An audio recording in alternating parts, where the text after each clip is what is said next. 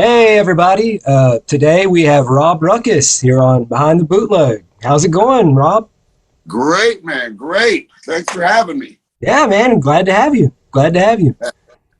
So, let's just start with the origin story of Rob Ruckus. Oh man. Well, it starts shit back in high school. I was in my first punk rock band. It was called Ruckus.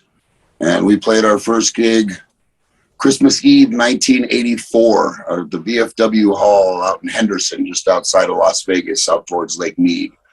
And a bunch of old school bands, 5150 and Abeyance and TPU and Agua Fritas and Ruckus played that night. And the next day I went back to school and my friend Joe Spree, who we called him back then, goes, "Hey, it's Ruckus Rob."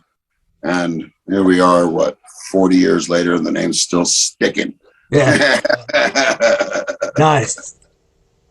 But I'm a Vegas kid, man. I grew up I was born in California. I got out here. I was like 9 years old. So I grew up in Vegas. This is home. For how much longer, I don't know, because it's getting so goddamn hot out here during the summers. But this is home. I love it here. Yeah, that's awesome, man. So you came on my radar through the TV show Bad Ink. Right.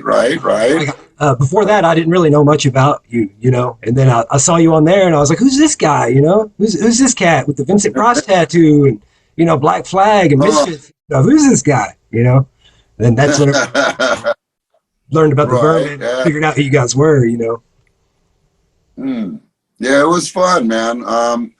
Me and Dirk had been playing together in a band called the Vermin for 20 years, and he got a call. Actually, got the call like 5 times from Sharp Entertainment.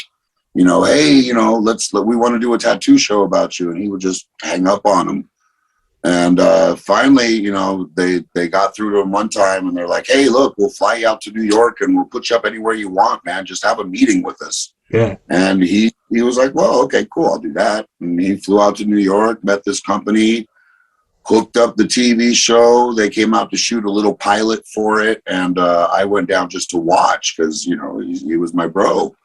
And I just went down to watch, and we were just talking so much shit during it. They're like, "Sign him," and they kind of put me on the show with them because the band, the Vermin, was more of a comedy act than an actual band. I mean, don't get me wrong. We played music. We played lots of music. But we would take 20 minutes, 30 minutes. There was one time I think we did like 35 minutes in between songs, just talking shit, talking shit to the audience, talking shit to each other, about whatever's going on that day. It's just, we had this banter because we did it for 20 years, going back and forth between each other. So the chemistry was there, Yeah. How did you feel about after the show? Like, how did you feel about the way you were portrayed on the show? Did you feel like it was an accurate portrayal of yourself? I'm an entertainer, Yeah. I'm a Vegas kid. Like I said, man, I'm an entertainer. So whether it's television, whether it's music, whether it's writing, whether, it's doing stand up, not necessarily stand up, but, whatever, making T-shirts, anything. I like to entertain people. I like to put smiles on people's faces. So I've done movies. I've done all kinds of shit. I was in Fear and Loathing in Las Vegas and a bunch of other shit. Dirk was in it too. I didn't realize that. That's awesome. But I didn't think of it, television isn't real. There's not a damn thing about television that's real. Not the news, not Bad Ink, not, anything. None of it's real. It's just somebody's portrayal of, what they want to use to sell commercial time. And I was cool with that. I got no problem with that. I thought I was portrayed pretty fucking cool, Right. I love dogs. I love punk rock. I love tattoos. I love, the whole counterculture. I wasn't allowed to talk about weed, which kind of sucked. Yeah. But, Man, you always crack me up. Like, you were such a ladies' man on there. Well, It always cracked me up. I was like, man, Rob. For a reason. I love what I do. Yeah, right.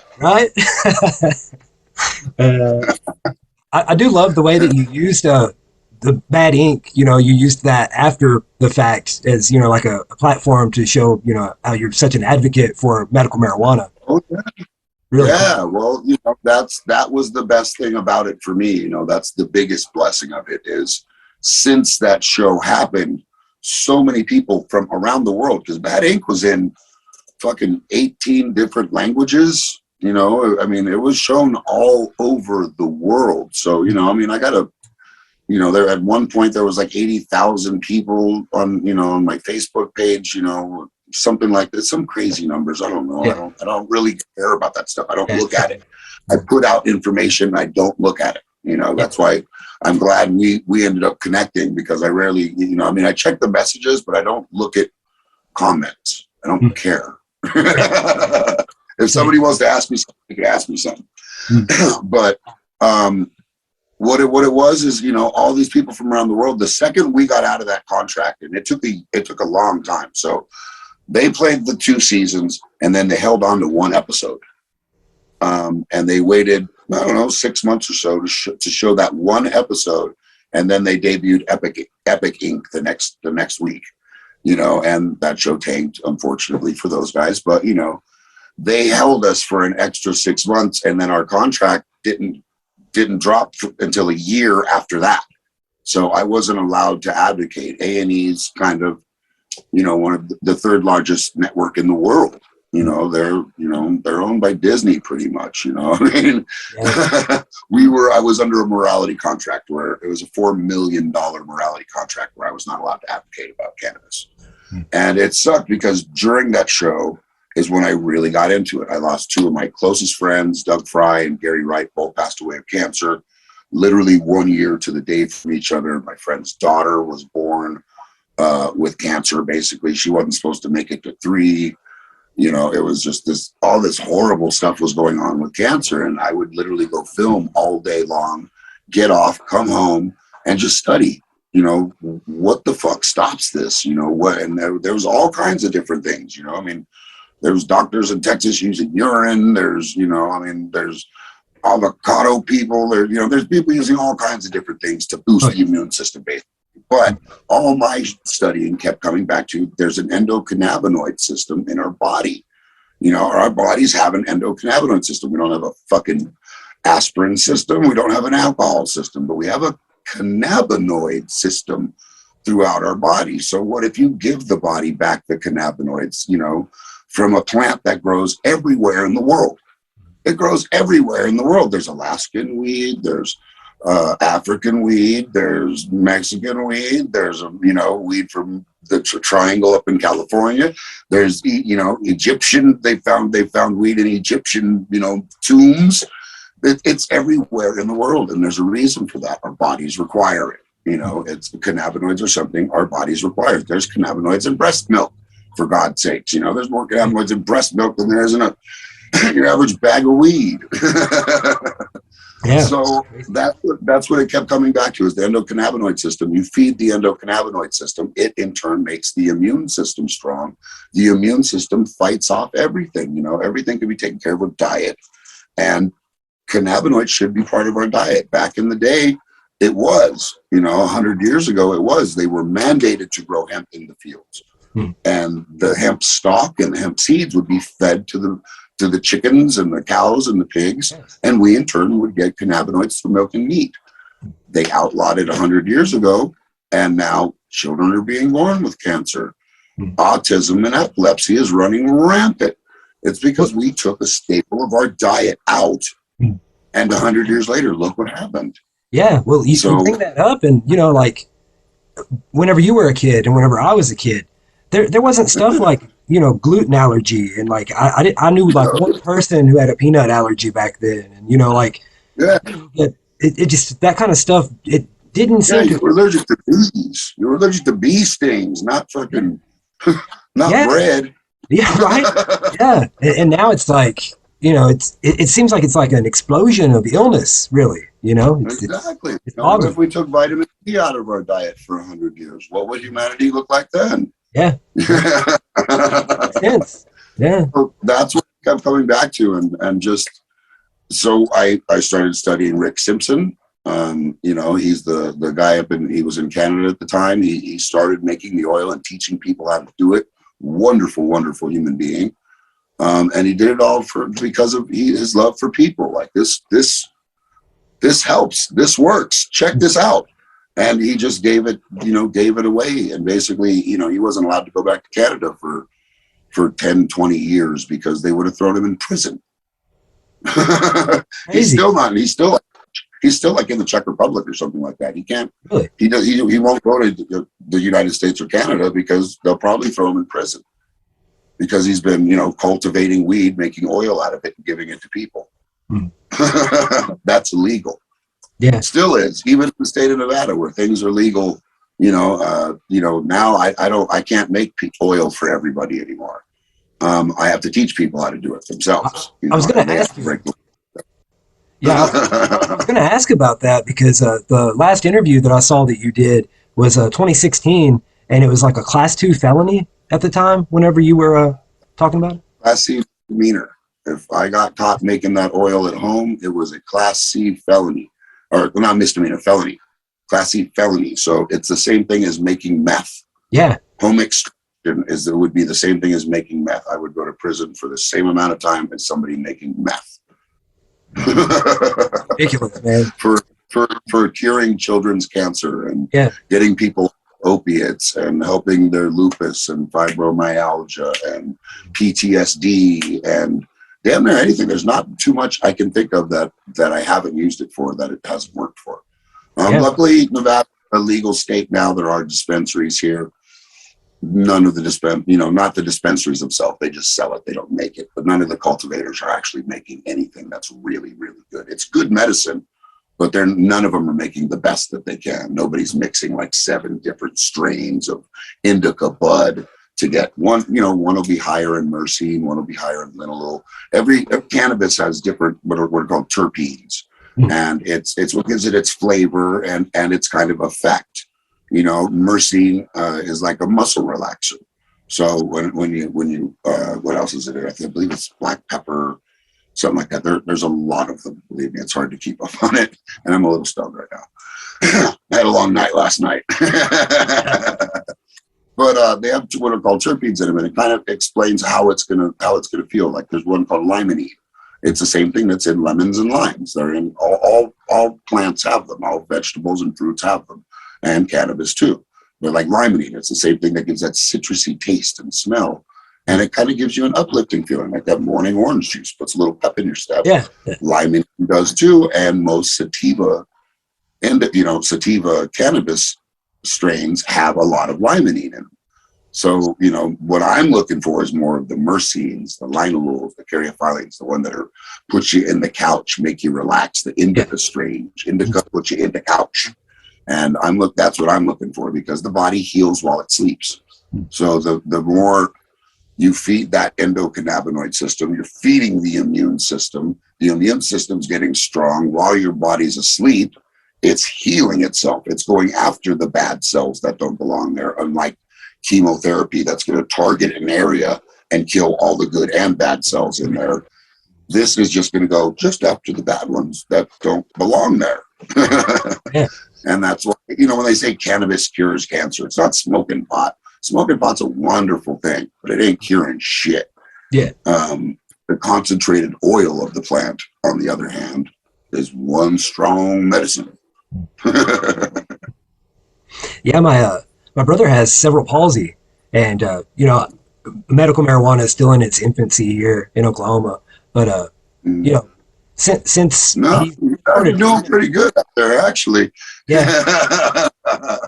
There's parts of Oklahoma that are doing pretty good on the weed out there, actually. Oh, yeah? There's a big boom on out there. Yeah, I like where I'm at, not a whole lot, but, we're getting there. It's getting there. Yeah, right on. I mean, there's shops everywhere. Don't get me wrong. There's dispensaries like everywhere you go, but, people that actually know what they're talking about in them is a whole different thing. Yeah, exactly. That and like that. The potency isn't what it was. Like used to, like the old, Mexican brick weed that you would get back in the day. You'd smoke that and you'd be high for like 7 hours. 5-6 hours.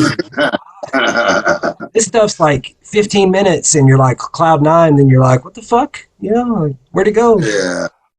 Yeah, there's a lot of shade. That's what's so sad about this industry is, when I got into it, I went into it with 10 years of studying my ass off about, the endocannabinoid system and diseases, just different diseases. So when somebody comes in and tells me they have this or they have this, I know what cannabinoid profile, what terpene profile is going to help that. Does it need CBD? Does it need a CBG along with that THC? I studied the hell out of that. Now it's become, get a hot chick to work behind the counter, and customers come in, and it's become like a catchphrase. I need the highest THC for the cheapest money. Yeah. Like, well, no, man, that's not what you need. And people will get offended. Like, well, who are you to tell me what weed I need? I've been smoking my whole life. Yeah, but have you been reading these numbers? Do you understand what any of this is and how it's going to affect you? And tell me what you're looking for and let me help you. Yeah. But a lot of times they don't want it. They don't fucking care. They just want, the highest number for the cheapest. And I could do that for you too. But it's become so much more business than healing that I don't know. It's something I'm not into. I'm more into it for the healing aspects. I could give a shit about money, and a lot of it now is just millionaires, billionaires getting into this industry that are just looking to flip their money. They don't care anything about helping people. No, it's all about big pharma, Yeah. And that's basically what it is about. They're waiting for federal to come in and make it legal across the states. And then they're going to sell out to Walmart or Pfizer or fucking one of these companies, Yeah, definitely. Marlboro, McDonald's, whatever. Yeah. I ain't gonna lie though, I can't wait till the day I can just go buy a pack of joints though, from the gas station. Yeah, exactly. That's the way it should be. You can buy beer, you can buy fucking Jack Daniels. Why the fuck can't you go buy a joint? Yeah. It's ridiculous. It's all money. Money. It is ridiculous because you're not gonna, go home and beat your wife when you smoke a joint, but if you drink alcohol, chances are you might. No, creative and do cool shit, Yeah, that's exactly. the fun part about it. Yeah, man. Like I can smoke, and it's like I did a fat line of coke or meth. I'm just like getting it, making. I'll make toys till 6, 7, 8 o'clock in the morning. Then I'm like, oh fuck, I gotta get the kids up. I gotta, shit. But, I'm sure you know all about that. Younger days, I did it all in my younger days. But I don't regret it. Don't get me wrong, I don't regret it. But there's sometimes I think I wish I would have went about certain things a different way. I'd probably be doing a lot better than I am. But everything leads to everything. Oh yeah. I wouldn't be where I'm at if I didn't. I might not have picked up the guitar for the first time. Who knows? Yeah. Never know. So you said you used to take pharmaceuticals because of your back. Like, how long has it been since you've had to rely on those? It's been eight, almost 9 years. Yeah, I'm probably 8 years. I don't keep a real tab on it, but I'm right about it 9 years. And really I've been in so many car accidents and jumping off stages. I once fell off a building with a roll of carpeting on my shoulder, and then I went down. The carpeting landed on top of me. I went through a windshield of a car at a desert dig years ago. I didn't get the name Ruckus for nothing. Yeah, right. Get back in my day.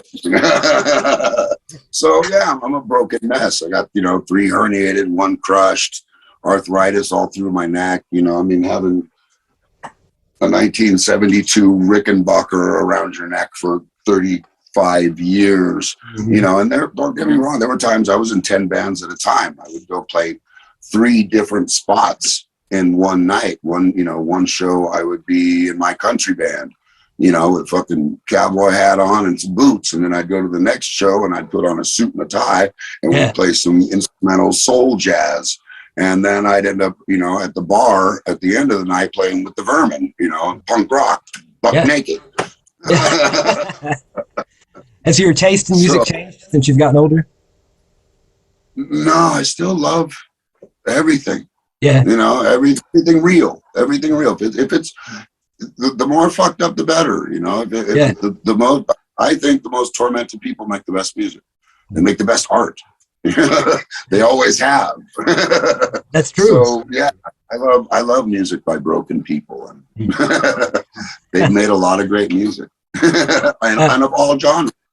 Of all genres, you know, I mean, that's why I love playing country music. You know, I love playing. Last night, Friday night, I played 3 hours of jazz standards with the Souvenirs, and then last night, you know, I was at a 80s punk rock reunion playing with a band called Self Abuse. You know, so I one extreme to the other, but they're both exactly the same to me. It's both real shit. You know, especially this old 40s and 30s, 40s, 50s stuff we're playing, man. There's some crazy shit from back then, you know. And don't get me wrong, I heard it as a kid. You know, my mom and dad would play it when I was a child. You know, I grew up hearing these songs, but God, the story of Mac the Knife alone. You know, the song Mac the Knife, when we're stuck, but I just listened to that earlier. Yeah. Look up the story about that. It's fucked up, man. Man, the Souvenirs Halloween show last year. Oh, dude, that was fun. Yeah, that was fun. Awesome. That was Their really videos awesome. just period were fun. That's the thing with the Souvenirs is my guitar player singer Pablo. He lived up in Bryan Head Mountain for like 12 years. You know, I grew up watching him. Actually, the reunion last night he was a part of it also. He was in a band called MIA back then, which was shared members with my band Self Abuse, and you know, like a couple of the MIA songs, Boredom is the Reason and Used to Know Me, were actually Self Abuse songs. You know, but MIA just like went out and toured and they did shit. You know, they had a record out on the Dead Kennedys label on Alternative Tentacles, and they played CBGBs. The rest of us didn't. We just stayed around Vegas, you know. But, you know, he got out there and did it, you know. So Pablo was always a big hero of mine. I loved the dude. Growing up, I was at every show front and center watching him play bass, you know. And 30 years later, you know, he calls me up. His father had passed away, and he was moving back to Las Vegas to help his mom.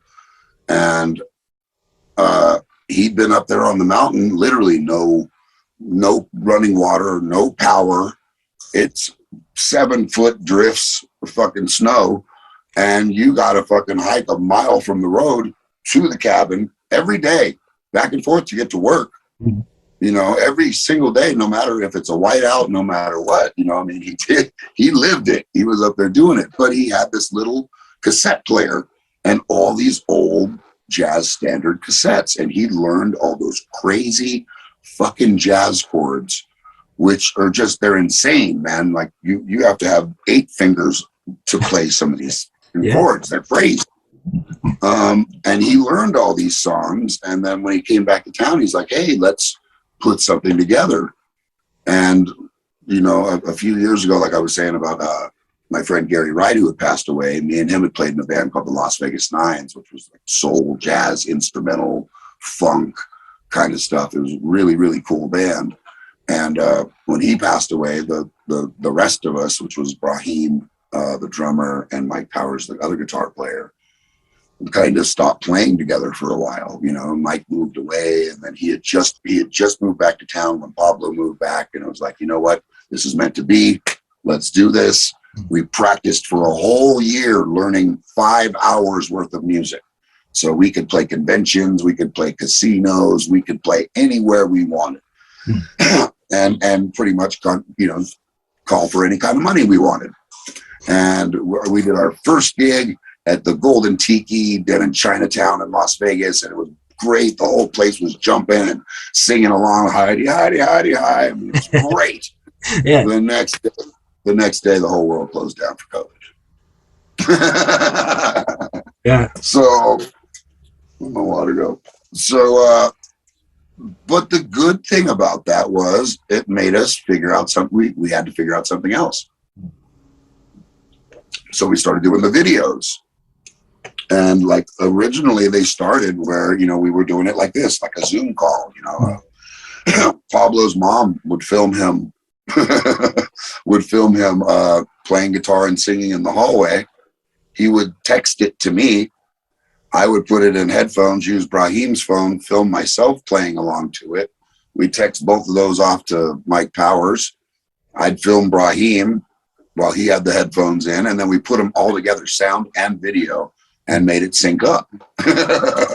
So we were doing Zoom call practices, basically. Yeah, you I know, was wondering how y'all pulled that off. Cool. And when things started opening up, we started experimenting more, and Mike Powers just got amazing with his video skills. The guy's just, you know, he's awesome, man. I'm very very lucky for the people that I get to play music with. You know, I've been blessed that all of them are extremely talented people. Yeah. You know. But so we started making all these crazy videos, and you know, it turned into, you know, the Halloween video. You know, we did 3 of them and started putting stuff together, and I was like, okay, well, let's do a Christmas one. And it's like, well, you know, I know this guy that's got a camel. Let's bring him and put him in my backyard. And okay, cool. You know, so I mean, it's become wonderful. It's really fun, man. The Halloween one, like whenever it started showing the ads, and then it did the "We'll return to Kojak in Maud." I was like, "This is awesome! It's so cool, man." It's hard to find public domain shit like that anymore, too. You know, that's so cool. Exactly. Yeah, yeah. So, who are some of your biggest influences growing up? Well, shit. I mean, it depends, like on lots of things. You know, my dad was a big influence. You know, he was he raced dragsters, built and raced dragsters. Like, you know, I grew up in Long Beach in LA as a kid. There was a dragster called the Super Squirrel in our backyard, and like, you know, Big Daddy Don Garlitz would come by, and Shirley Muldowney, and Jake the Snake, and you know, I mean, you know, and the whole neighborhood would come out when he pulled it out in the front and started it up. You know, it was amazing. You know, I remember the first musical experience I can remember was being on the racetrack, watching him race, and then seeing Dick Dale and the Deltones for the first time, and it was just like, oh fuck yeah, that's for me. Yeah, that's so kind of that he was, but you know, like musically, The Damned was always a huge, you know, it was still my favorite band to this day. Love, you know, is another band I absolutely love. But a lot of my musical heroes were Vegas guys that nobody knows. You know, I mean, there's all, you know, as far as the old guys, like we'd go see a punk gig, and then afterwards we'd go see Sam Butera, who was Louis Prima's saxophone player. So we'd go watch the old jazz dudes after watching the punk rock shows sometimes, you know. So, you know, a lot of, and a lot of those old jazz cats had kids, and that's who we ended up playing music with, you know. My old singer Todd Sampson was in a band called Sampson's Army with Steve Tyke, and his dad was Artie Tyke, the keyboard or the piano player in Louis Prima's band. Okay. So, you know, the punk bands out here, that's what was cool about last night is we had that 80s Vegas punk reunion is, you know, AWOL, Triple Ripple, 5150, Fuck Shit Piss, RZM, God, you know, the Remains. There were so many great Vegas bands, Subterfuge. There were so many amazing Vegas bands that I got to watch, you know, like right in front of them. You know, I got to stand right there with them. I got to feel them spitting through the microphone when they're singing, and, you know, share a beer with them, you know, so they would teach me shit. So, you know, a lot of the bigger bands that came through here, I mean, yeah, you know, we'd see Social Distortion and TSOL and Agent Orange every other weekend because we were the closest thing to LA. So all those bands would come through here constantly. But it was the local bands that were my biggest influence, you know, I mean, and being from Vegas, you know, we were a little different than everybody else. You know, our parents were show people. You know, Pablo's dad played with everyone from Frank Sinatra to Nancy Sinatra to, you know, anybody that played on the Strip. anybody, that He played on the definitely street, has that old crooner they vibe. had to their punk rock. They had some swing to it, It Yeah. wasn't just jigga jigga jigga, it was jigga jigga dun dun dun dun jigga jigga jigga. Yeah.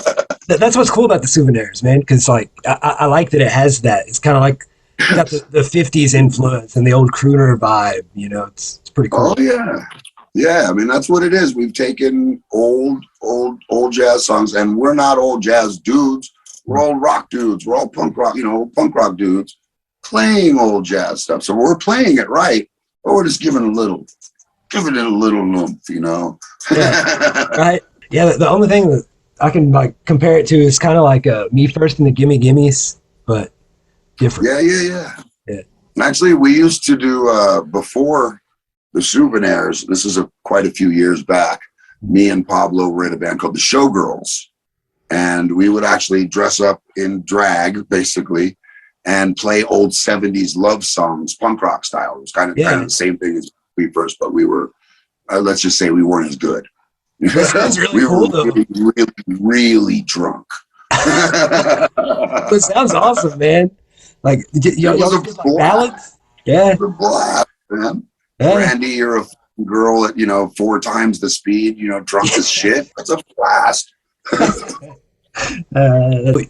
You said in that one interview that I don't know if it was an interview. It was when you were talking on stage at that panel. You mentioned that your dad was Native American. Yeah. What tribe was it? Navajo and Apache. Navajo and Apache. And I'm Comanche. Navajo, Apache, Mexican. We're Marquesas for real. But yeah, and he passed away about 20 years ago now. But about 10 years before he passed away, he ended up going out to New Mexico and spending some time on the reservation and studying his shit.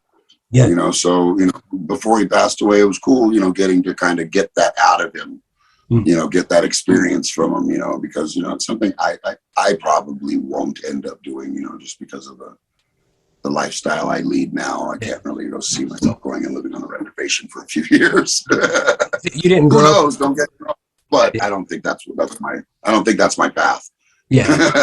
Yeah. I get that. But yeah, it's really cool learning that stuff and just knowing, being reassured that, these feelings I have, there's a reason, I post all these pictures of the sunsets around here and, I hike in these mountains constantly, I need nature. You need that tie back to, especially living in a crazy ass city like Las Vegas where it's always loud. There's always shit going on. I've lived here my whole life, so I know, I always have my eyes in the back of my head, always vigilant, aware of what the hell's going on around me. And it's nice to be able to get away from that, and you need to be reminded of that sometimes to just get the fuck away. Yeah. Not everything, none of this shit is as important as just going out and getting some fresh air and clearing your mind sometimes.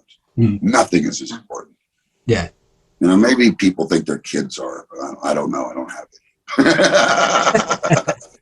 it. Man, I got 5. Damn. Yeah. 5 boys. Yeah.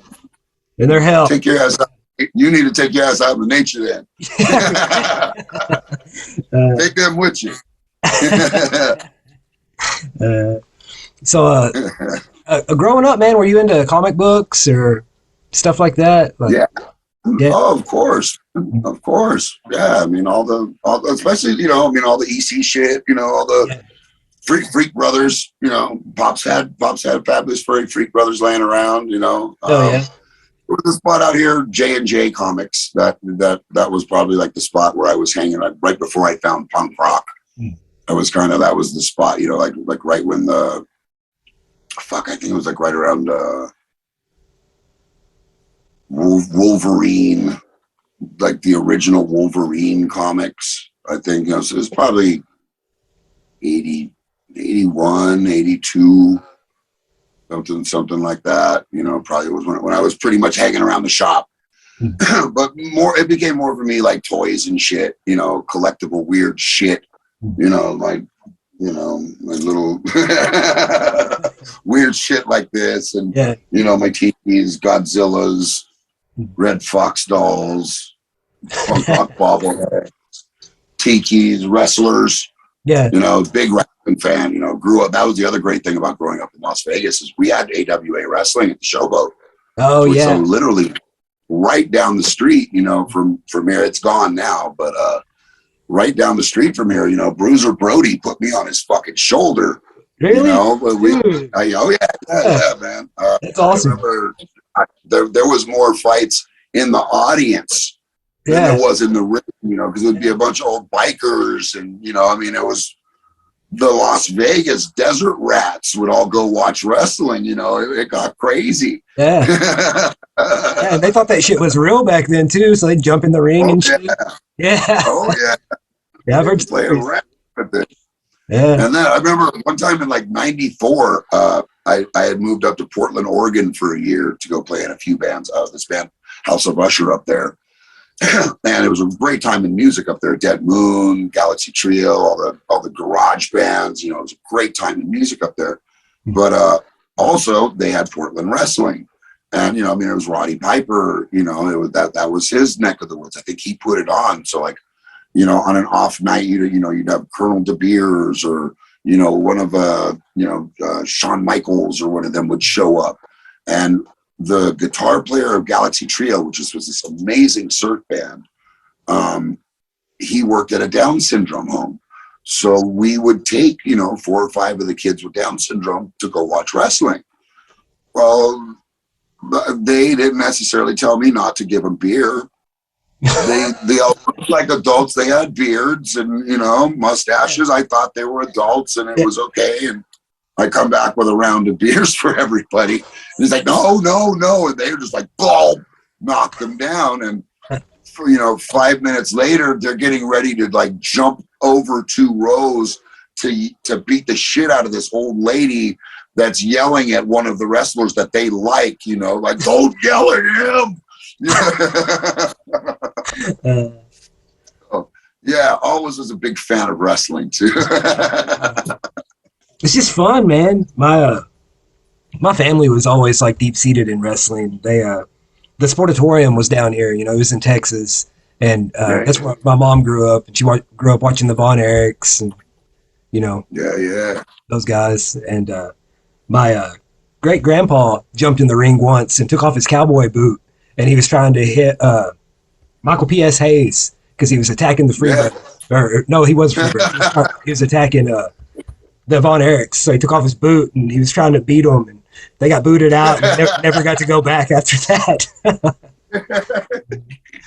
This shit's awesome though, man. It's just, I don't know, like anything that you can like feel passionate about like that, like that's like old movies, you know, like watching an old Cagney movie, you know, you get invested. You know? Love that shit. Oh, dear God, man. That's what's been such a treat about, you know, I mean, I'm sorry, October's over now because, you know, get to watch all the old Vincent Price films and, you know, they pull out all the good stuff. Mm-hmm. You know, again, it's just been so much fun, man. God, I miss it. I mean, don't get me wrong. I've got quite a collection of, you know, of old black and whites, but, you know, they pull out some of the real good shit, you know, around the holidays. Man, what I love about it. Yeah. But man, like, there's so many that, there's just so much fucking film out there that I haven't even seen yet, you know? And then, like, it pops up and I'm like, what the fuck is this? Like, the Misfits. Where the hell did this come from? Yeah. Like, the Misfits, man, like, they've named all these albums and songs after these movies that I didn't even know about. Like, The Devil's Rain came on the other day, and I was like, The Devil's Rain? That's like that album they did, you know, like in 2012 or whatever. What is this, you know? So I had to check it out because of that. But, yeah. Exactly, man. I mean, that's you know, that they were a big influence, you know, on getting me into, you know, horror movies, you know. But I mean, I guess it was something I was kind of always into, though. Like even as a kid, I remember, you know, like, you know, after my folks would go to sleep, crawling out in the living room and turning on the TV at, you know, 2 or 3 in the morning to see what freaky Hercules movie or Ray Harryhausen, you know, kind of shits on, you know. the shit that they would put on, at 2, 3 in the morning when people are coming home drunk or coming down off acid or mushrooms or something. Yeah, the good shit. There's a reason they play shit that late. Yeah. Yeah, man. Like, I'm a little younger, so like the shit that I dove into like Turner Classic Movies, like around this time of year. They'd always do all their Halloween stuff, and that's what really got me hooked. I started off with Three Stooges and I Love Lucy, and then it went from that to the Munsters, Addams Family, and then my gateway into Universal Monsters was Abbott and Costello Meet Frankenstein, and then after that, Right. man, it was all said and done after that one.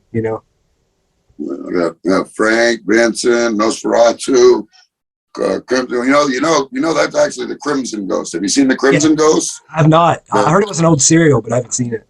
Yeah, there is. Yeah, you can find it. I think it's probably even on YouTube. Yeah, you can find old episodes of it. It's pretty easily accessible nowadays. Nowadays it is. Back then it was a bitch. It'd be like you'd get a VHS tape that was taped off another tape that somebody else taped off another tape that somebody put a VHS camera in front of their TV and filmed it. It was, with static. It was a bitch back then. Yeah. It was like we were really into the Miyazaki films back then. Oh yeah. Nausicaa and oh shit, I'm drawing a blank right now. Rashomon. Shit, what the hell is his name?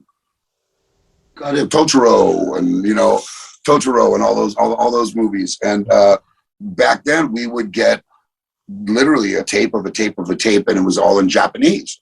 Yeah. We had no idea what the fuck they were saying. Uh-huh. And then a few years back when Disney bought everything and then put them in English, it was like, oh my God, that's a whole different fucking movie than what I had going on in my head.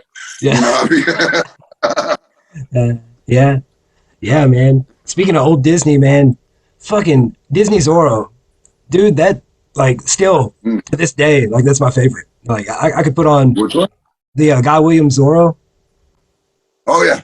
Yeah, like I can still put that on, and you can't even find it on DVD anymore. I had to find like a bootleg Blu-ray, but yeah, there's a lot of stuff. Shit, I find Song of the South. yeah. I had that record as a kid, man. I still have those songs memorized in my head, but you can't find that shit anymore. No. Which is terrible. I hate censorship in any way, shape, or form. I don't don't get me wrong. I am in no way, shape, or form racist or, I'm fucking part Mexican myself, for God's sakes. But I hate what's going on in the world with fucking taking things away and acting like they never happened, acting like Disney never put out the Song of the South. I mean, come on, man. It was a cartoon. It's not going to hurt anybody. It didn't hurt me. I ended up just fine. And I had the record even as a kid. Yeah, and just the cancel culture with all that, man. But like, we still have movies like the Huck Finn movie. We still have that. Like that's okay. Yeah, I don't get it. Exactly. I don't understand. That's what happened back then. Yeah. Don't change. You can't change it. It is what it is. That's what it was. Mm-hmm. There's still motherfuckers doing it now. Worry about that. Don't worry about what happened now. Worry about motherfuckers that are still doing it now. Yeah. Yeah, people getting abducted and sold into sex traffic and all that shit. Man, worry about shit that's going on now, not stupid old shit. Yeah. Leave us old people alone. Get off my fucking car. Man, that's why I my toy company. That's why I went with the Geezer periodicals, because my wife told me I'm a fucking bitchy old man, dude. I hate. I don't know, man. I'm fucking crouchety, I guess. I don't know. We get like that when we're into what we're doing. Fucking don't fucking bother me. I'm doing shit. Yeah. What are you doing? You want to ask questions about stupid shit when I'm doing something? I'm making shit happen. You go make shit happen. So you got sick a while back, man. You had COVID. Yeah, man. Yeah, it caught me. It got me. My roommate ended up bringing it in, but luckily I didn't get it too bad, And I test that to cannabis oil, bringing it all back around again. Fucking cannabis oil, I had done I just had that hernia surgery like a month before that. So I massive dosed for like the week going up to the surgery. I massive dosed for the 2 weeks afterwards because I couldn't do opiates. Being a former opiate addict, I couldn't do the pills. That's why I do RSO, cannabis oil, is because I for myself, it got me off the dope. So I woke up and there was a bottle of pills next to my bed, and I was like, oh fuck. And I called a friend of mine. I'm like, come get these. She's like, oh well, how much do you want from them? I'm like, no, just come get them. Just get them the fuck away from me. I don't want them here. I can't have that around me. Yeah. So I was just doing a gram of oil a day, and I literally kept myself knocked out for a whole week, and did a week of just doing like a half gram a day, and trying not to move around too much. And then after 2 weeks, they popped the staples, and I was good, 100% healed. He's like, "Oh my God, I did such a good job." And I'm like, "Not you, I did such a good job." But then when the COVID happened, my roommate caught it, so I tested myself. I was still good. I tried, staying away from him in the house, but it still hit me anyways, and I knew it was gonna. I don't live in a huge house. But I did the same thing. As soon as I tested positive, I didn't even feel sick yet. I started massive dosing RSO, and I think I had it. I was probably down for about a week, if that. Maybe 5 days. 5 days of it being, kind of bad, but nothing horrible. Yeah. And then I'm pretty sure I had it a year and a half ago. I think I had it before it became a big thing. Because we're in Vegas. We have the Consumer Electronics Show here, and it's literally people come from all over the world, especially China, where consumer electronics are made. And I believe that, I got it back then because, like I said, it was before it became big. So probably January of before it flared up in March. I was sick for a full week. And it was what people talk about. It's every, fiber of my being fucking hurt. My hair hurt. My toenails hurt. My breath hurts. And I just did the same thing. Just gassed up on a whole bunch of RSO, and got through it. I think it was like 4 or 5 days. Of it being pretty bad. But yeah, this last time wasn't so bad. Yeah, but I ended up doing a shot. I'm afraid of them. I've shot worse things into me than a COVID injection. So, have you felt any residuals since then? Like, not at all. No, nothing. Good. Nothing at all. That's good, man. It's been a couple months now, month or so now. Couple months. I don't know. I don't know. Yeah. I seen it on Instagram. You were talking about it. I was like, oh shit, he's got COVID, and then But you like I said, I'm a book, man. I don't hide shit. I figured if somebody else sees that and was like, oh, well, he got it. He went through it. He's all right. Well, hopefully it'll help them too. Yeah. I don't hide any of the stupid shit I've done. I told people exactly the drugs I've done over the years. It's like I said, I don't regret it. Yeah. But, I don't necessarily recommend all of it either. Right. So do you drink anymore? No, it's been about, other than one occasion, it's been 8 years. And I just got to the end of the line, especially with the band, The Vermin. God, man, we would play 3-4 times a week sometimes. We played a lot. We played a lot of gigs. Plus I was in other bands too. So I was playing every night, which would mean I would have 5 to 10 shots of whiskey, every single night, on top of a few beers, and and it was an everyday thing for 30 years, and it was like, I got to the point where I was like, all right, I need to stop this.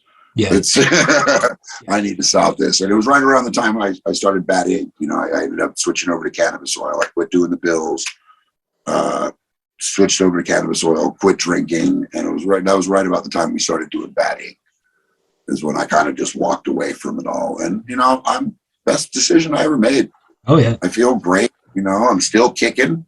I have a feeling if I would still be going as hard as I would not be in the shape that I'm in now. Yeah. I definitely wouldn't be as productive as I am. You know, I mean, I do a lot of shit. Yeah. You know, helping people with oil, working the dispensary, the bands, you know, the silk screening. You know, the silk screening's really been keeping me busy lately. You know, I mean, just doing T-shirts has been blowing up. Yeah.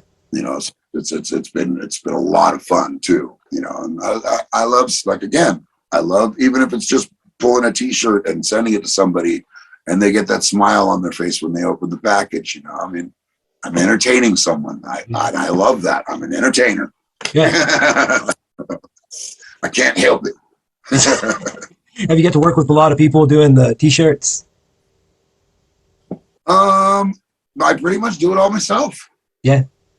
I do other than the artwork. Yeah. The artwork, yeah.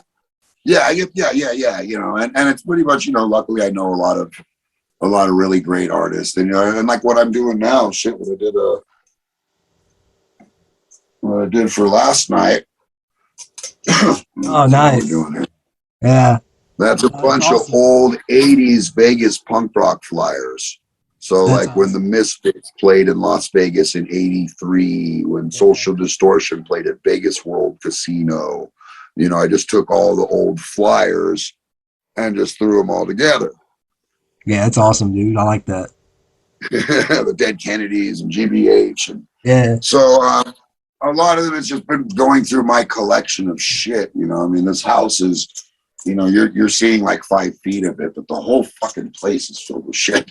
Yeah, like an archive. So I've got a lot of art that, you know, it's very easily transferable to T-shirts. So I'm hoping it's a hobby right now, but, you know, I'm hoping I can throw a little more time into it and start knocking out a lot more product. Yeah. Because people seem to really enjoy it. Yeah, cool, man. It's cool.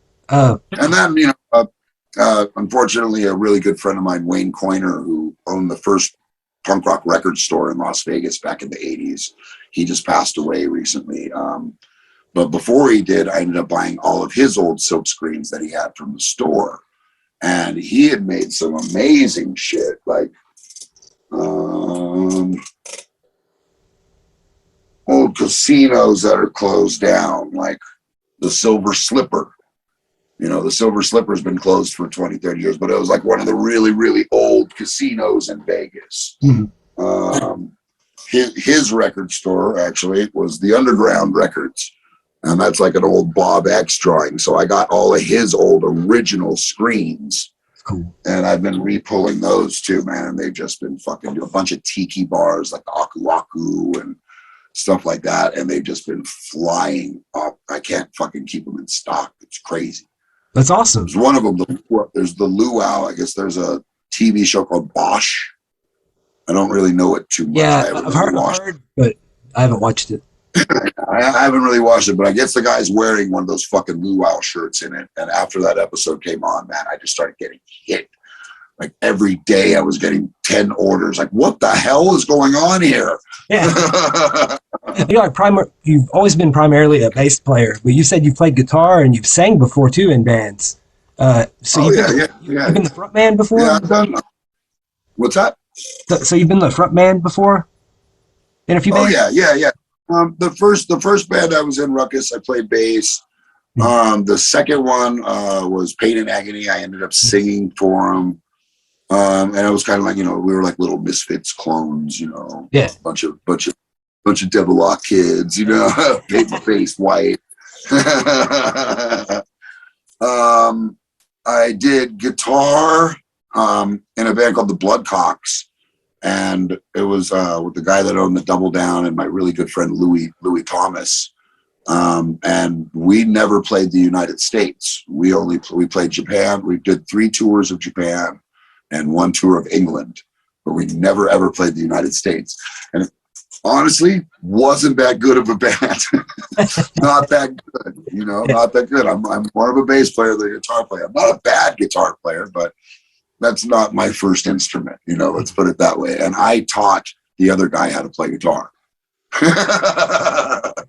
But it was really, really cool getting to go to Japan and do it, you know. Yeah, I'll bet. No matter what, 45 minutes on stage, you know, to spend a week, you know, 45 minutes a day on stage to spend a whole week in Japan is totally worth it. Yeah. Man, so your music's taking you everywhere then.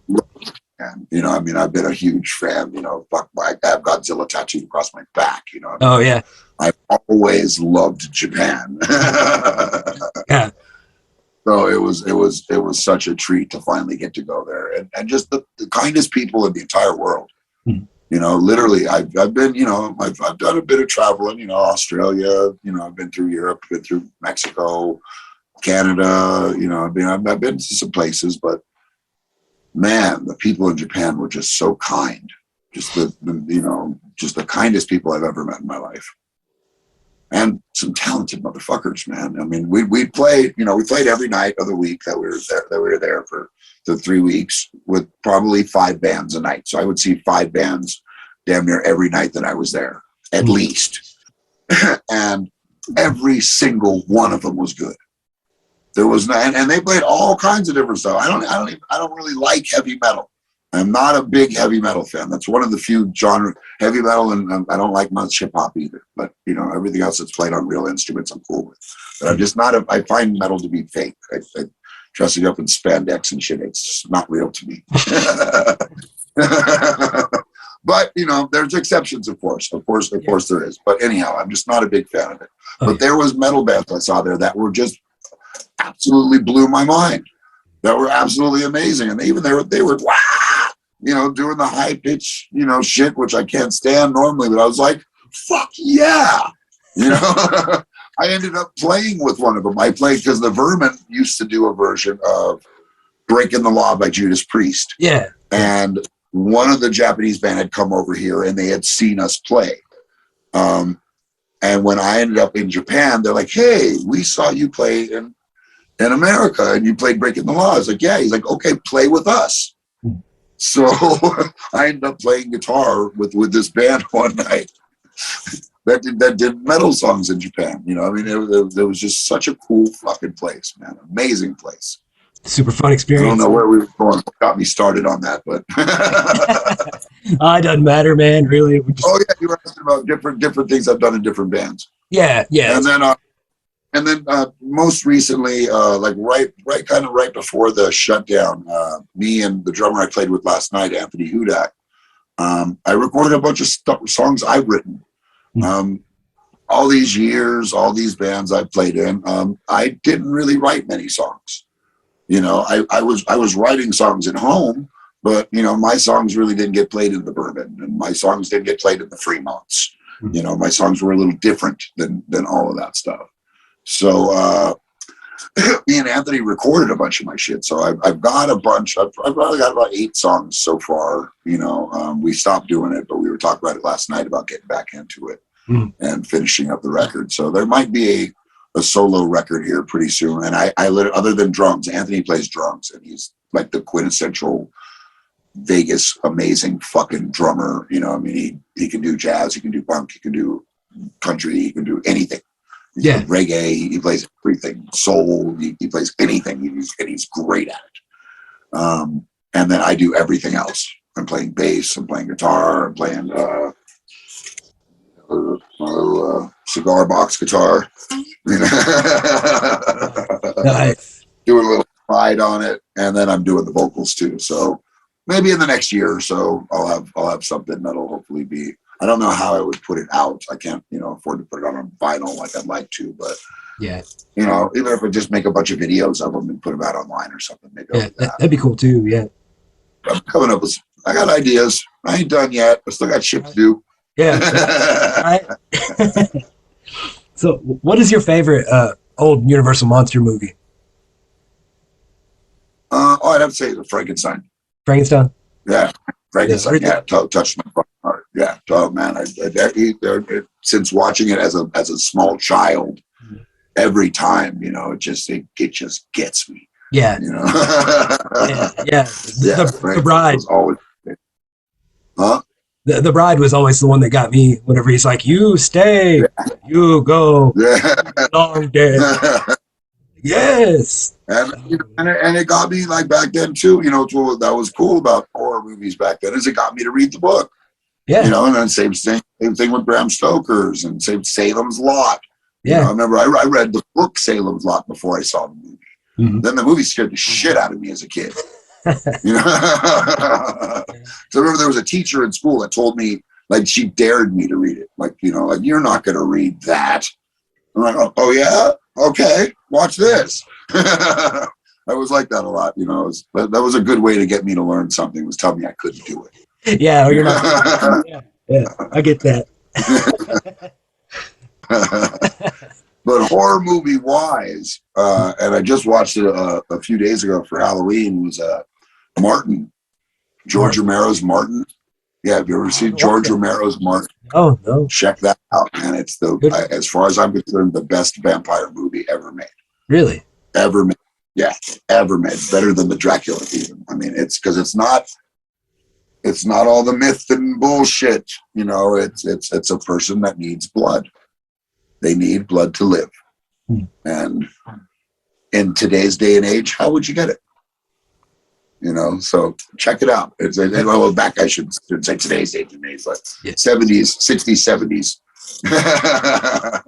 Yeah, it's a great flick, man. And you feel so bad for him in the end when he gets killed. You're like, no, man. I'll be honest, like, horror movie wise, I love the old stuff. You know, like, give me practical effects all day long. Like the CG. Oh yeah, it doesn't resonate. That's what I got really lucky out here too. Is Ted B. Michaels lived out here, so he did Astro Zombies and oh God, what else? A whole bunch of fucked up movies with like Tourist Satana and stuff. Yeah. So towards the end of his life, he did an Astro Zombies 2. And I got to be in it. So I got to meet Tourist Satana. I had to fucking be directed by Ted B. Michaels from, you know, Astro Zombies. Ray Dennis Steckler also lived out here, who did like Rat Fink and Boo Boo and Wild Teenagers and what is it? The Infernos Extronas Creditas. He was Cash Flag on the incredibly strange mixed up zombies from other planets. That he did a bunch of crazy movies, but those guys all lived out here. So we would get to hang out with them every now and then, you know, like Dolomite. You know, I got to spend a whole fucking day hanging out with Dolomite. You know, that's awesome, man. That was a lot of fun. Yeah, that was a lot of fun. Vegas has always been cool for running into people like that. You know, I got to hang out with Timothy Leary. You know, I got Timothy Leary high. You know, I smoked a joint with Evel Knievel. You know, Evel Knievel came and saw one of my bands one night, and I just went over and started gushing. I'm like, oh my God. He's like, hey, you guys were really good. Man, can I smoke you out? Yeah. But that's really cool. Vegas is really cool for that, man. You never know who you're going to run into in this place and where. You know, I mean, literally, Jerry, like, you know, we'd see Jerry Lewis at the grocery store. You know? That's nuts, man. Yeah. Red Fox, you know, I remember, like, Red Fox lived on Eastern, and he literally built a water fountain out in front of his house for the kids that had to walk to school. Because, you know, it's 110 fucking degrees, 120 degrees in Las Vegas, and kids walking to and from school and get thirsty. So he literally built a water fountain out in front of his house so the kids could stop and get water on their way to and from school. That's really cool. Fucking Red Fox, man. Yeah. That's awesome, man. I didn't know any of that. Oh, yeah. What other films have you been in? What was there? There was one called Switch Killer, which was a pretty cool horror film about, you know, this guy. The guy that caught his girl with another girl. So he ended up kind of making himself into a girl, and then he goes around killing a bunch of guys now. But they were going to call it Trans Killer originally, but I think they switched it to Switch Killer. If you know what I mean. Yeah. But that was a pretty good one. Fear and Loathing was an absolute blast, you know, because I got to meet Hunter S. Thompson. Yeah. Johnny Depp actually came up to me on that in Hunter's, you know, gear, dressed up, you know, doing the part of Hunter. Yeah. And like grabs my arm. It's like, you have Max Shrek tattooed on your arm, which I got the original Nosferatu, Yeah. And I'm like, oh my God, you know who Max Shrek is? Yeah. You know?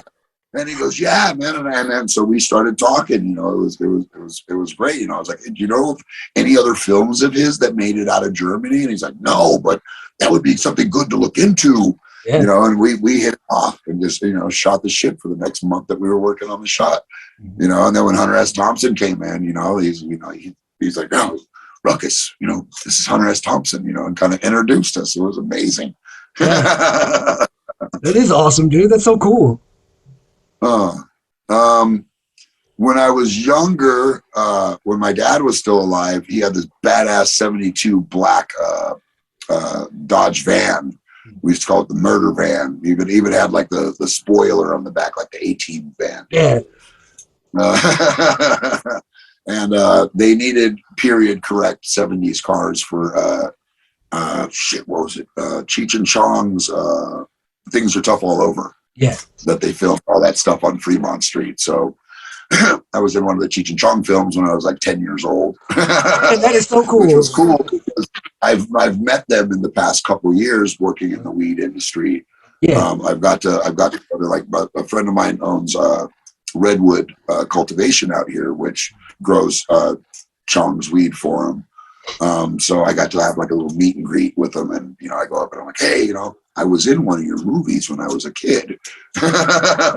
So we kind of hit it off a little bit. That and he's really into flamenco dancing. Okay. Chong. Yeah. Chong and his wife are like really big into flamenco dancing. So you know, the souvenirs, we do a bunch of that stuff. We do Hernando's Hideaway and songs like that. So we start talking old jazz shit, you know. So so that was really cool. Shit, what else? I'm sure I did this Italian movie. I have no idea what it was called. I have no idea what anything about it was about. It was literally all in Italian. They filmed it at the Riviera Hotel. I was asked to come down as an extra. Luckily, I knew the guy that was playing the bartender, who was actually the bartender at the Riviera. So everybody else on the crew was getting mocktails to sit there at the bar with, and he was giving me real ones. So I literally sat there for 8 hours listening to all this Italian go on around me, having no idea what the fuck's happening, just getting plastered out of my ass. And then used the money to fly out to New York for a week. Yeah. That's awesome. Yeah. That's cool, man. Like, and all this all started from, you know, your love for music. That's pretty damn cool. Exactly. Yeah.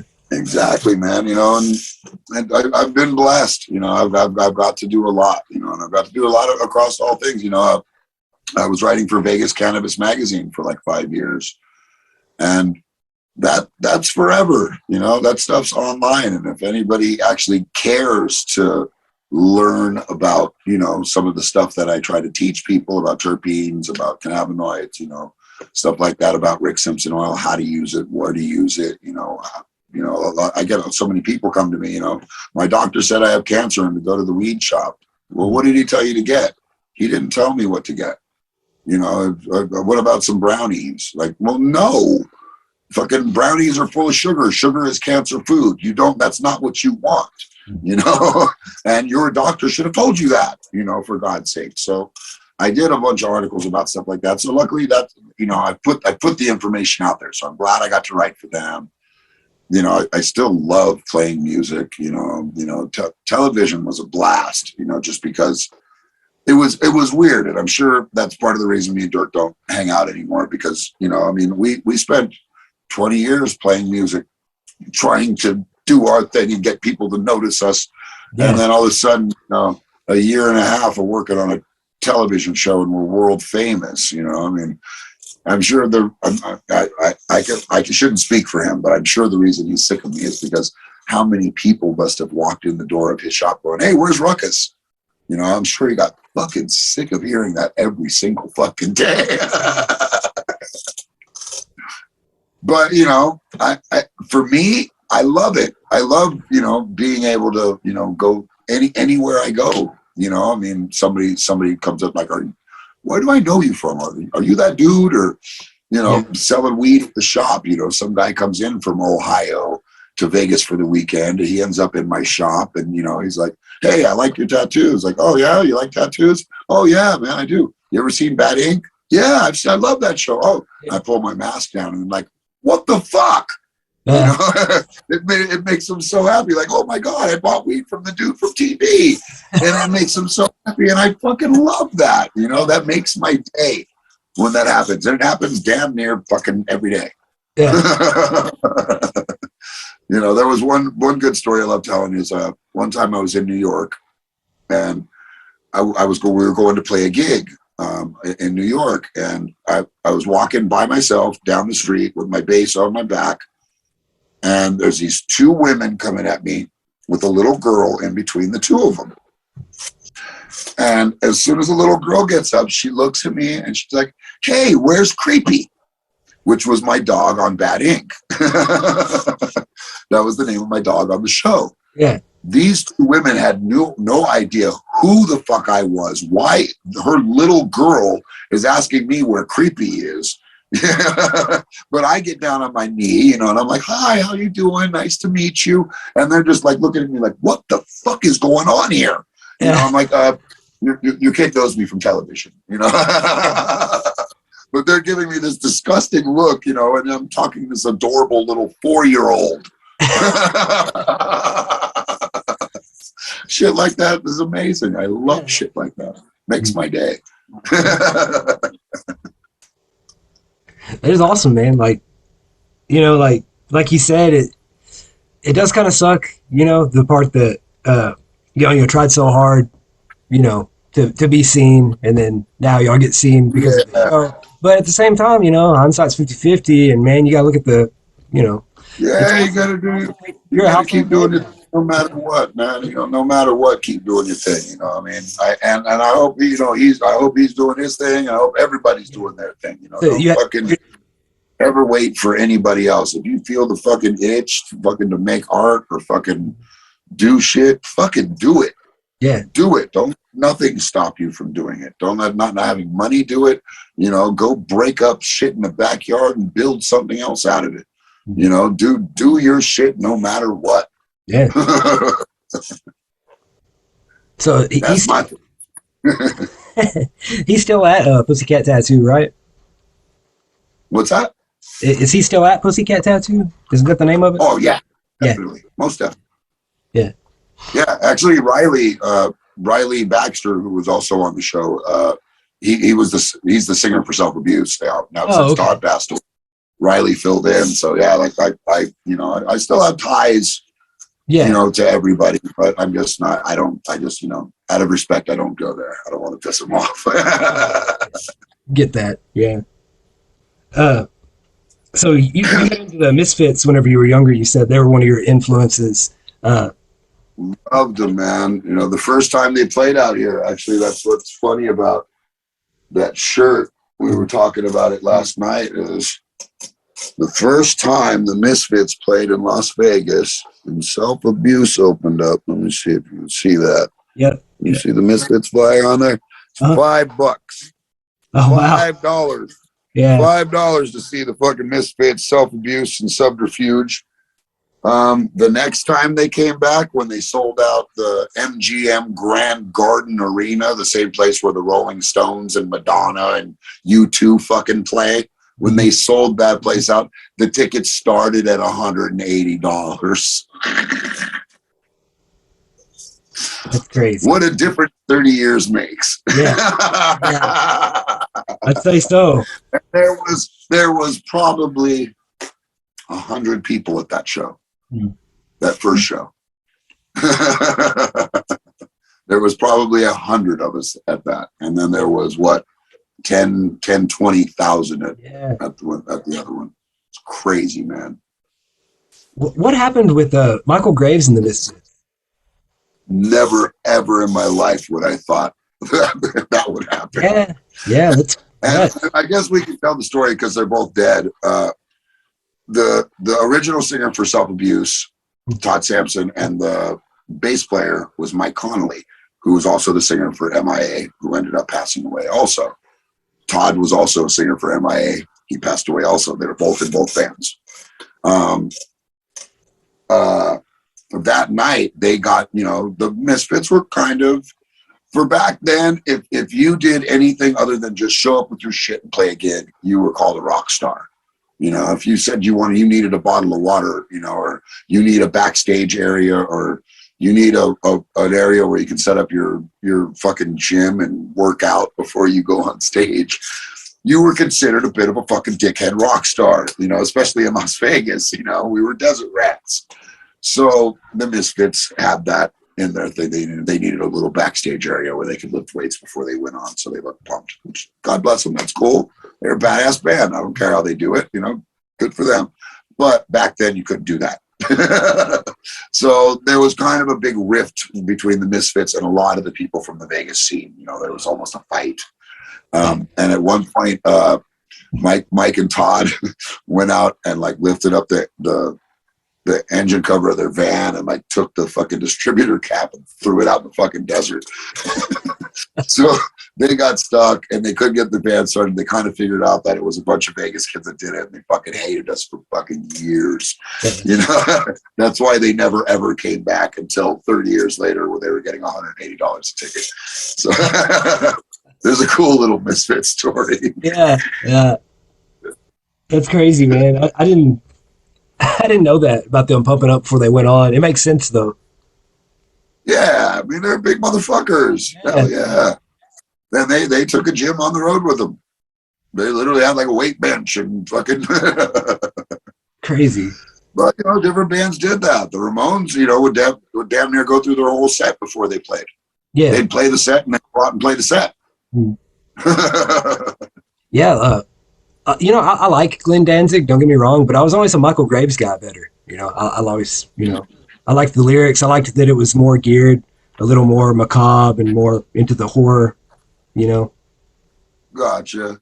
Yeah. See, I was there at the beginning. I was there as each record came out. So I was always a Glenn fan. And when I finally got to meet him, I was working at Cowtown Guitars with Jesse from Pawn Stars. The guitar player, the guitar guy on Pawn Stars had a guitar shop out here, and Glenn showed up one day, and I'm just, I was working that day, and I was like, dude, Glenn, hey, dude, big fan, I go way back, big fan, and we sat there and shot the shit for a little while. I took a picture with him, which a lot of people tell me were like, oh my God, how did you get him to do that? He doesn't do that. He doesn't take selfies with people. But he was really fucking cool to me, man. We got along great. And I've always been a fan of his, man. The shit, actually my favorite song he ever did you ever hear the Less Than Zero soundtrack? I don't know. No, I don't, not that I can think of. Look up the Less Than Zero soundtrack. Yeah. He wrote a song for Roy Orbison on it, and then he does his own song on there called Less Than Zero, which has a fucking orchestra behind it. And it's fucking fabulous. It's amazing, powerful as fuck, man. Check it out sometime. Yeah, definitely. Well, we've been on here for a little while, so let's wind down, I guess. What's something that you're most thankful for? What I'm most thankful for, man, I'm gonna have to say cannabis. Cannabis and music. Those are the two things that have guided my life, pretty goddamn well. They've gotten me to some pretty cool places. So yeah, and like I said, especially cannabis because of the help that it gives people. I'll get one last little weed story. I did a news story once about the little girl, the first little girl patient I ever had. She had cancer. It was my friend's daughter. She wasn't supposed to make it to fucking 5 years old. She's now 16, 17 years old. If you ever seen the Souvenirs video for It's Raining, that's the girl singing. Oh, okay. Yeah. That's the girl singing it. Okay. Well, she was born with cancer. She wasn't supposed to make it to 5. She was my first patient. She never had any chemo, no radiation. We took sugar out of her diet and and gave her massive doses of RSO. We even had one of her doctors out here that was on board with it once he started seeing the difference. And he would take my oil process it into little drops that she could just do a dropper of, instead of having to measure out a thick oil, it was easy for them to just do it by a dropper. And this doctor was 100% on board. The fact, the day after, so what happened was one of the news guys found out that we cured her cancer. One of the local news guys, George Knapp, he goes after like UFOs and the mafia and shit. He's a great news fucking dude, man. He's a heavy motherfucker. But he calls me up, and this is what I'm doing, Bad Ink. I'm in the middle of filming the show, and he calls me up, and I'm like, George, what's up, man? And he's like, hey, I know what you did for this little girl. We need to take this information to the people. And I'm like, I'm with you, but I'm under this $4 million morality contract. I can't. He goes, I'll blur your face. We'll change your voice. I'll cover your fucking tattoos. Nobody will ever know it's you. I was like, dude, I'm in. 100%. I trusted him. And we did this news article. We did this news story where we showed her tumor go away. Showed the test results. Showed how I literally went on. He came down and I made a batch of oil right in front of him. I showed him how to do it basically on television. 4 days later, they made it where children could get medical marijuana cards in the state of Nevada. So that changed lives there alone. But that news story went AP. So it went all around the world, all around the country, all around the world. This family and then I shit you not, there's a family in Russia that saw the story that had a kid with seizures. This kid was having 1,000 seizures a month. And I'm talking over 4-minute long grand mals every single goddamn day. They came to Vegas. They found me and my buddy Adam that I was working with at the time at Compassion, Nevada. And we made some oil for them. But when they came to us, they were gray. The kid was, I think, 4 or 5 years old. So it had been 4 or 5 years since anyone in that family got a full night's sleep, because these seizures happen all night long.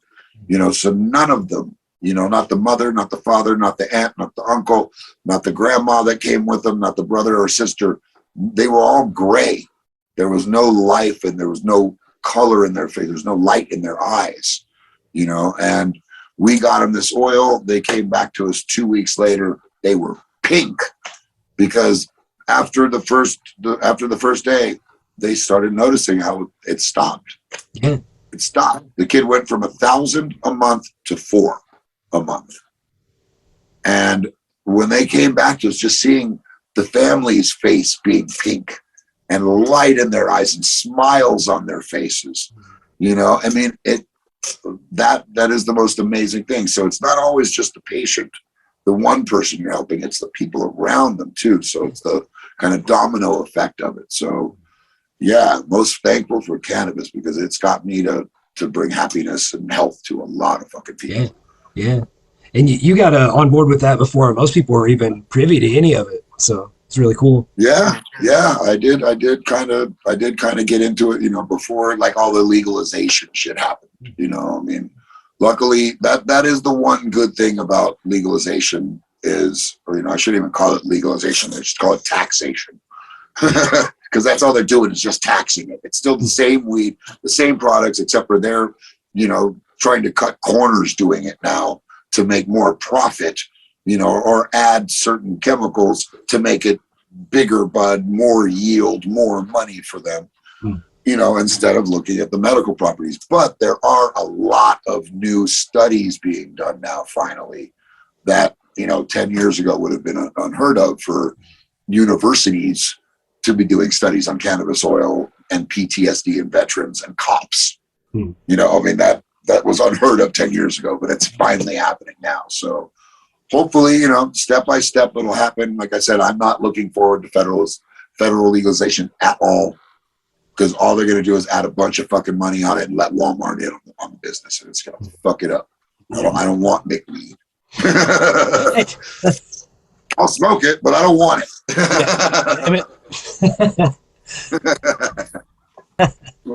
That'll happen.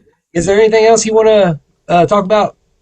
Anything else you really want to let the people know? Shit, man. Just everybody just keep doing what you do, man. Like I said, don't let a damn thing stop you from getting it out of your head or out of your heart, either onto the page, you know, in your voice, in your sculpting, in your tattooing, and whatever art you make, you know, and you know, make you with you making these badass figures, you know. I mean, don't ever fucking stop it, and even if nobody else is digging what you're doing, as long as you're digging it, fucking keep doing it, man. Feed your own soul. Don't worry about feeding other people's. People will get onto it when you know. Don't worry about when you're ready. They'll get it when they're ready. Yeah. Yeah, and it takes time, man. All that shit takes time. It's hard to find your audience, you know. It really is. Like I said with that Misfits thing a few minutes ago, you know how'd they go? It took 30 years to go from $5 to $185. Yeah. Yeah, but it happened. So keep at it, man. Don't ever stop. Definitely. Do you have any websites or anything you want to talk about? Like, you want to? Yeah, I'm pretty easy to find. And I'm not a hard one to find. I'm on the Instagram. I'm on the Facebook. I think I'm on the Twitter. I don't really do it too often, though. I got that Etsy shop. You look up Rob Ruckus on the Etsy, you'll find me. And I got a bunch of T-shirts and prints I'm doing up on there.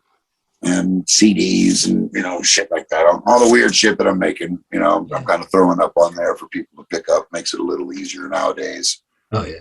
But otherwise, no, man, you know, just going, if you go on the YouTube, look up the Souvenirs, not the Souvenirs, the Souvenirs, AIRS. And you can see all the new videos I've been doing with the jazz band. Check it out. I hope you enjoy them. Yeah. Definitely, man. Well, you're doing good things out there, Rob. Everything that you're doing with the cannabis and all that, man, and you're helping people. That's fucking awesome. And thanks for that. I'm trying, man. I'm trying. Right? That's all you can do. Right? All you can do. Exactly. It was good chatting with you, man. I'm gonna go ahead. And I appreciate you too, and thank you for doing this. Thank you for giving me a platform to come and let people know about this shit. You know, I mean. Thanks for spotlighting all the artists that you're spotlighting. You know, I mean, it's necessary. It's needed. We need more people like you, man. So please, thank you and keep doing what you're doing. Oh, definitely. I will. Well, thanks a lot, Rob. Right on. Fucking awesome. Right on, brother. Down and meeting you face to face. And, you know, I'll be in contact. This way, man. Hit me up, man. I got you. Hell yeah. I will do that. Man, Right take on. care.